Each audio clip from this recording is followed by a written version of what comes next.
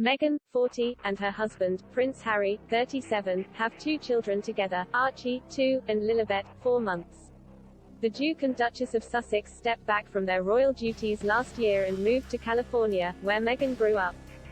The Duchess used her royal platform last week as she wrote to senior Democrats, urging them not to compromise or negotiate over paid leave.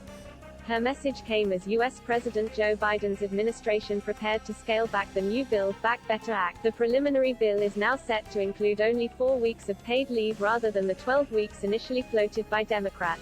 The new legislation attempts to address the lack of support for new parents and families in the U.S. The U.S. is said to be the only developed nation that does not offer a national paid parental leave program. However, Meghan's intervention into the politics of her country has been criticized by some commentators.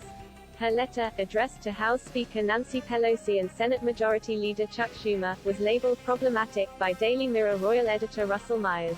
However, he also urged people not to be too harsh on Meghan, as the cause is a noble one. Speaking on royal podcast, Pod Save the Queen, hosted by Zoe Fawzi, he claimed that Meghan's letter was controversial because of her royal role. He said, "Now obviously, the issue is, when you actually see the letter, Meghan is writing this to 2 elected officials in the United States whilst using her Duchess of Sussex title. It is on letter-headed paper from the Duke and Duchess of Sussex, which is problematic. I think that does raise an awful lot of questions about the royals entering politics.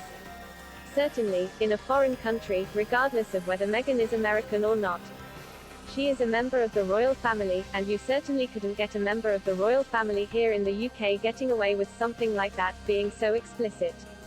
Members of the British royal family are not supposed to become involved in political matters as a matter of protocol. However, Meghan is not the only one to have expressed opinions that verge on the political. Prince Charles and Prince William have both been outspoken about climate change. For example, royals often have a thin line to tread, speaking out about issues they care about whilst being careful to maintain the neutrality of the monarchy.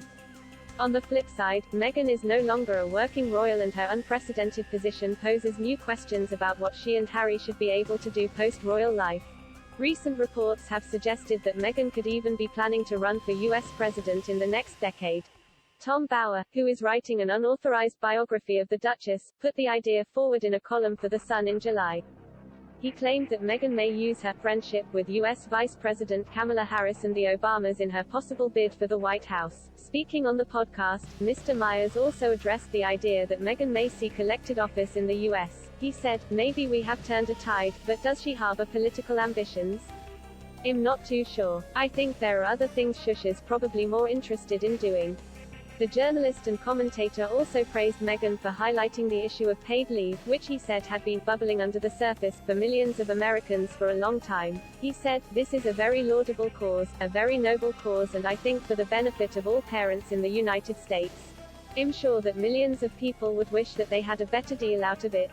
To subscribe to Pod Save the Queen, go to your normal podcast provider.